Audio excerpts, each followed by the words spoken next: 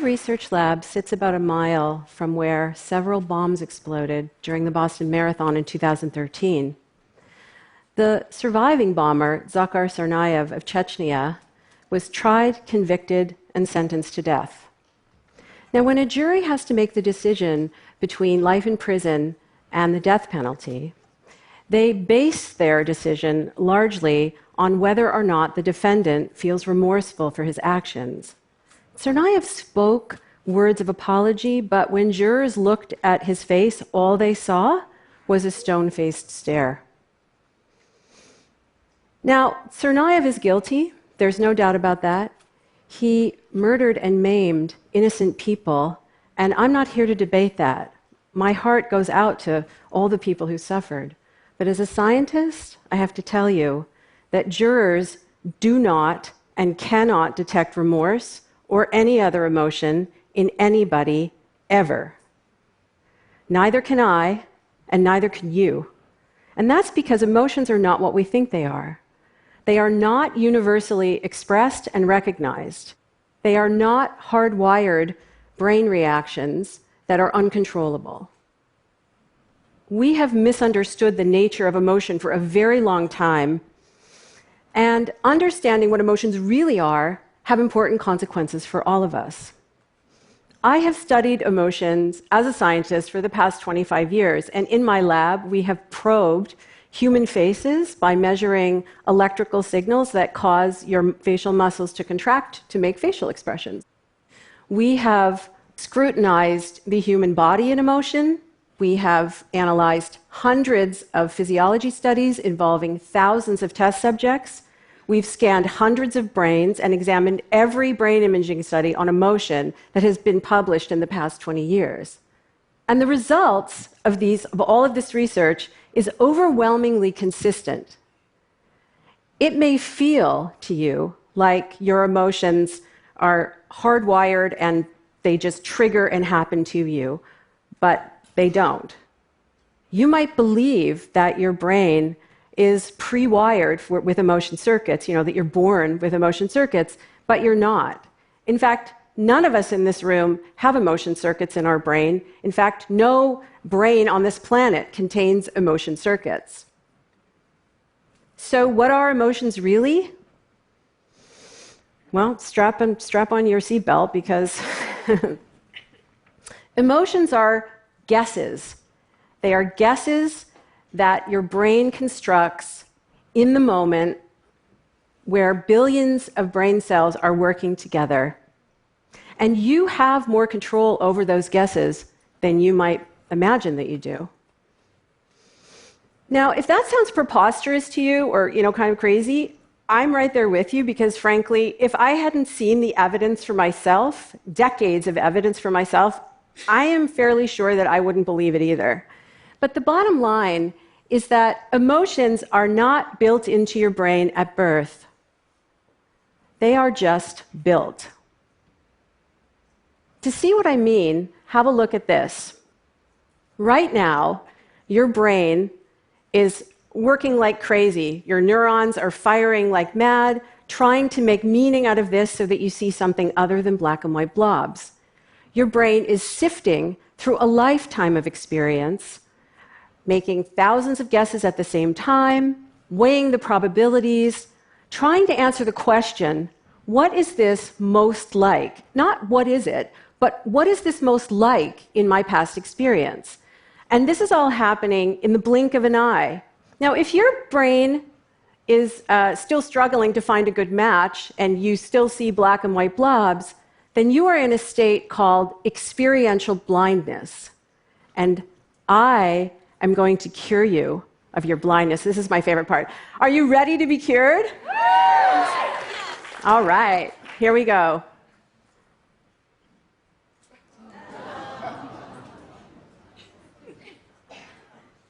All right.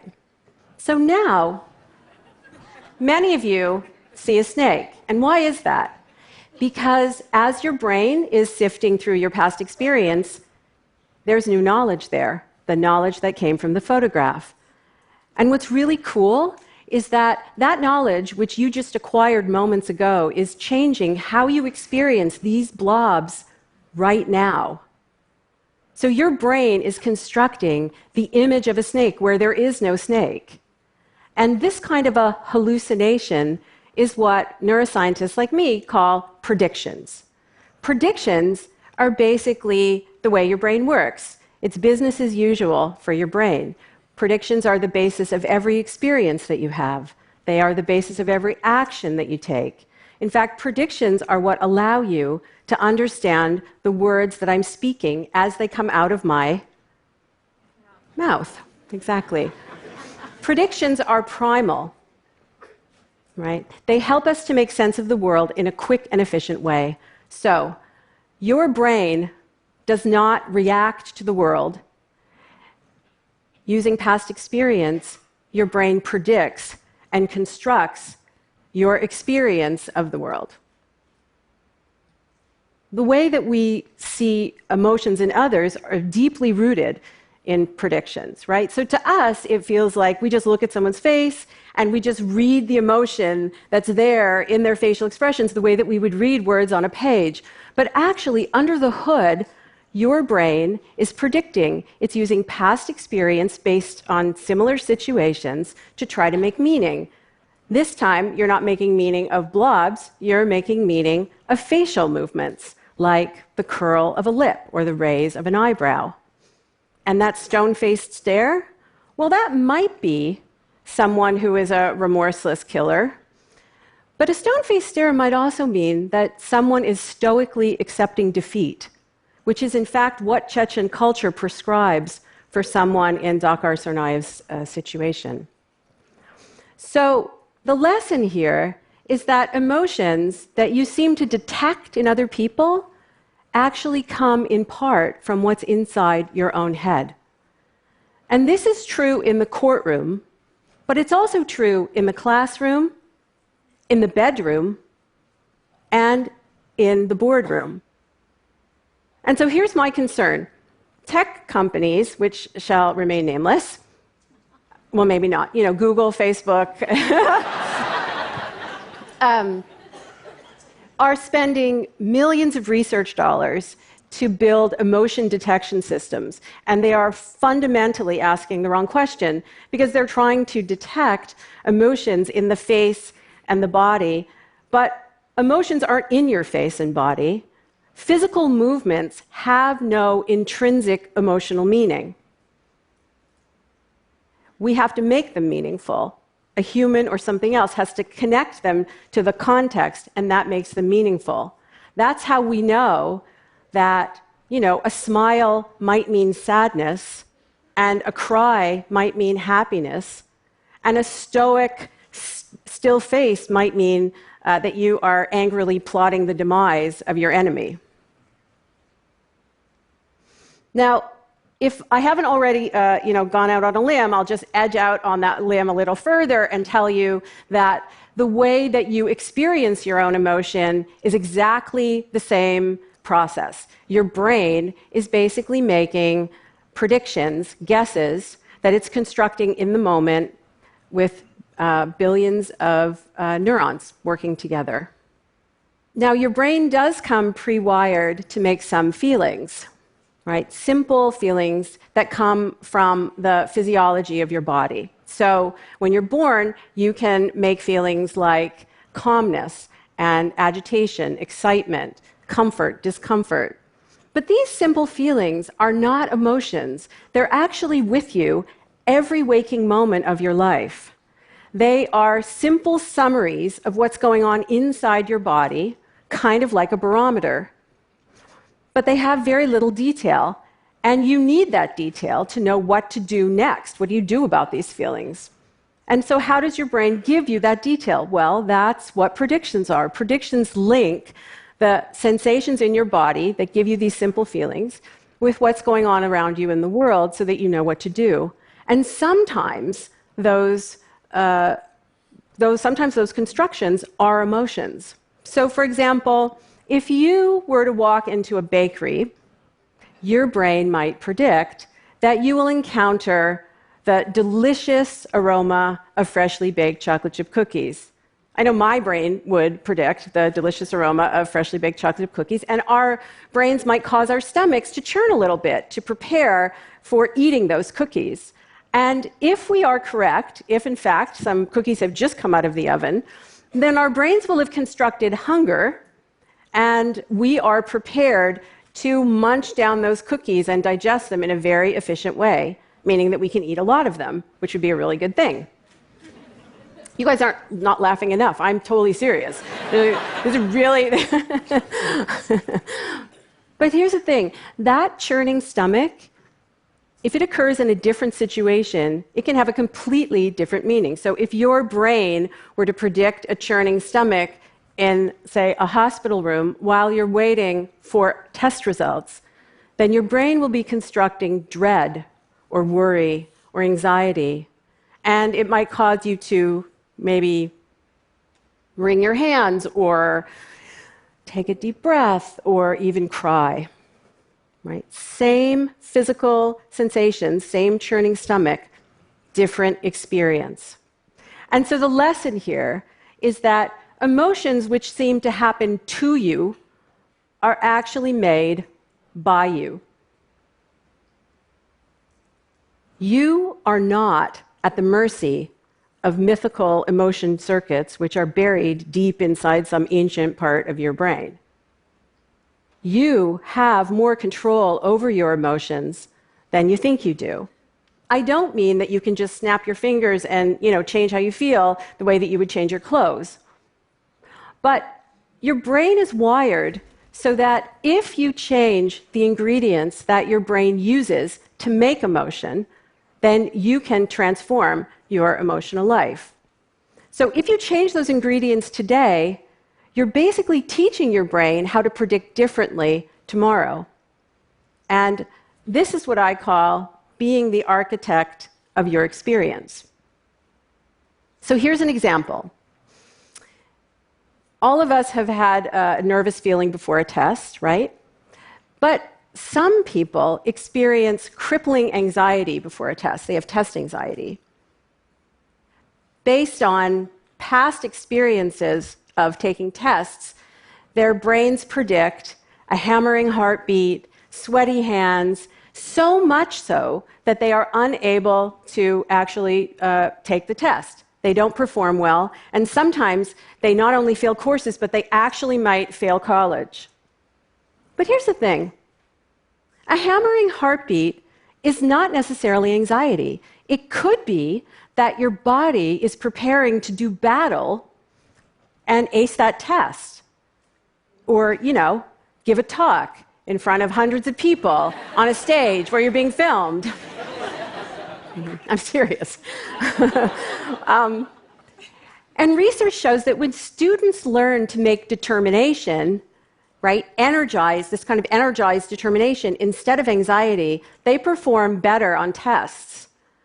And that determination seeds their brain to predict differently in the future so that they can get their butterflies flying in formation. And if they do that often enough, they not only can pass a test, but it'll be easier for them to pass their courses, and they might even finish college, which has a huge impact on their future earning potential. So I call this emotional intelligence in action. Now, you can cultivate this emotional intelligence yourself and use it in your everyday life.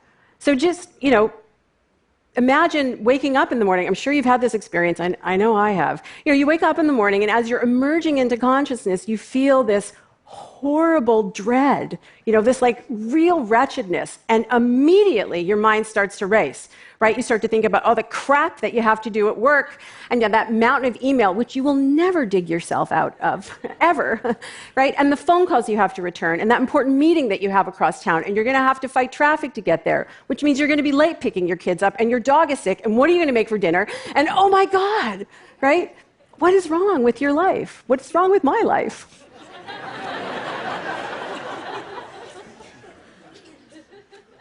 That mind racing is prediction. Your brain is searching to find an explanation for those sensations in your body that you experience as wretchedness, just like you did with the blobby image. So your brain is trying to explain what caused those sensations so that you know what to do about them. But those sensations might not be an indication that anything is wrong with your life. They might have a purely physical cause. Maybe you're tired. Maybe you didn't sleep enough. Maybe you're hungry. Maybe you're dehydrated. The next time that you feel intense distress, ask yourself, could this have a purely physical cause? Is it possible that you can transform emotional suffering into just mere physical discomfort? Now, I am not suggesting to you that you can just perform a couple of Jedi mind tricks and then, talk yourself out of being depressed or anxious or any kind of serious condition. But I am telling you that you have more control over your emotions than you might imagine, and that you have the capacity to turn down the dial on emotional suffering and its consequences for your life by learning how to construct your experiences differently.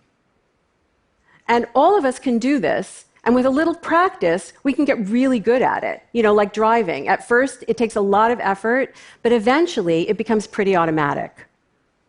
Now, I don't know about you, but I find this to be a really empowering and inspiring message. And the fact that it's backed up by decades of research makes me also happy as a scientist.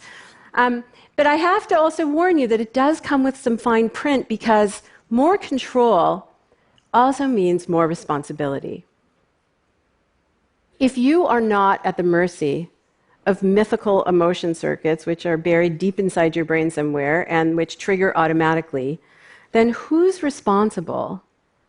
Who's responsible when you behave badly? You are. Not because you're culpable for your emotions, but because the actions and the experiences that you make today become your brain's predictions for tomorrow.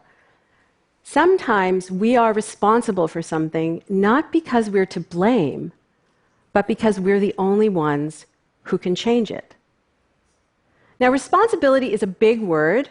It's so big, in fact, that sometimes people feel the need to resist the scientific evidence that emotions are built and not built in. The idea that we are responsible for our own emotions seems, very hard to swallow. But what I'm suggesting to you is you don't have to choke on that idea. You just take a deep breath, maybe get yourself a glass of water if you need to, and embrace it. Embrace that responsibility, because it is the path to a healthier body, a more just and informed legal system, and a more flexible and potent emotional life. Thank you.